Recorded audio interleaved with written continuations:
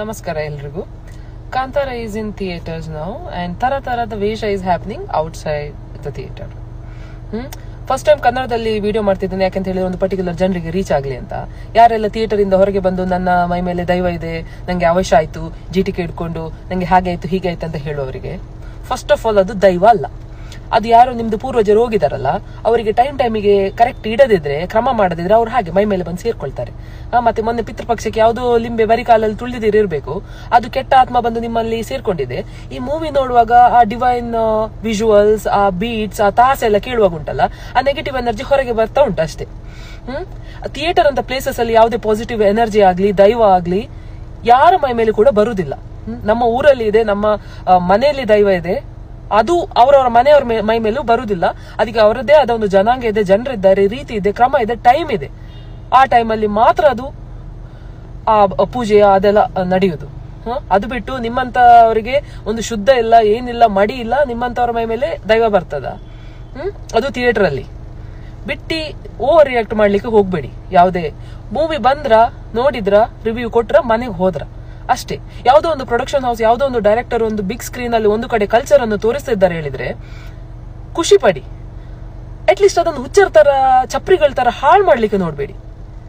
ಮೈ ಮೇಲೆ ಬರುದಂತೆ ದೈವ, ಮೈ ಮೇಲೆ ಬರೋದು ಅವರು ಹೋಗಿದಾರಲ್ಲ, ಫಸ್ಟ್ ಅವರಿಗೊಂದು ಎಂತಾದ್ರೂ ಮಾಡಿ ಇಡಿ, ತನ್ನಷ್ಟಕ್ಕೆ ಬಿಟ್ಟು ಹೋಗ್ತಾರೆ. ದೈವ ಅಂತೆ ಬಾಸಿದಂತೆ ಪ್ರೇತಗಳಲ್ಲಿ ಅದ್ರ. ನಮಸ್ಕಾರ ಎಲ್ರಿಗೂ. Kantara is in theatres now and ತರದ ವೇಷ is happening outside the theatre. First time ಕನ್ನಡದಲ್ಲಿ ವಿಡಿಯೋ ಮಾಡ್ತಿದ್ದೇನೆ, ಯಾಕಂತ ಹೇಳಿದ್ರೆ ಒಂದು ಪರ್ಟಿಕ್ಯುಲರ್ ಜನರಿಗೆ ರೀಚ್ ಆಗಲಿ ಅಂತ. ಯಾರೆಲ್ಲ ಥಿಯೇಟರ್ ಇಂದ ಹೊರಗೆ ಬಂದು ನನ್ನ ಮೈ ಮೇಲೆ ದೈವ ಇದೆ, ನಂಗೆ ಅವಶ್ಯ ಆಯ್ತು, ಜಿಟಿಕೆ ಇಟ್ಕೊಂಡು ನಂಗೆ ಹಾಗೆ ಆಯ್ತು ಹೀಗೆ ಆಯ್ತು ಅಂತ ಹೇಳುವವರಿಗೆ ಫಸ್ಟ್ ಆಫ್ ಆಲ್ ಅದು ದೈವ ಅಲ್ಲ.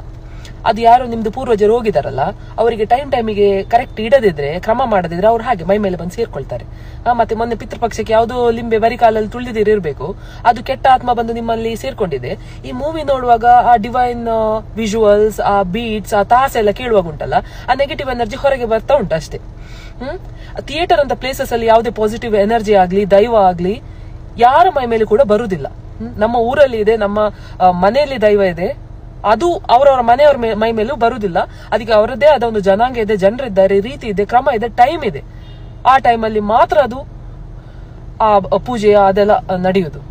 ಅದು ಬಿಟ್ಟು ನಿಮ್ಮಂತವರಿಗೆ ಒಂದು ಶುದ್ಧ ಇಲ್ಲ, ಏನಿಲ್ಲ, ಮಡಿ ಇಲ್ಲ, ನಿಮ್ಮಂತವ್ರ ಮೈ ಮೇಲೆ ದೈವ ಬರ್ತದ?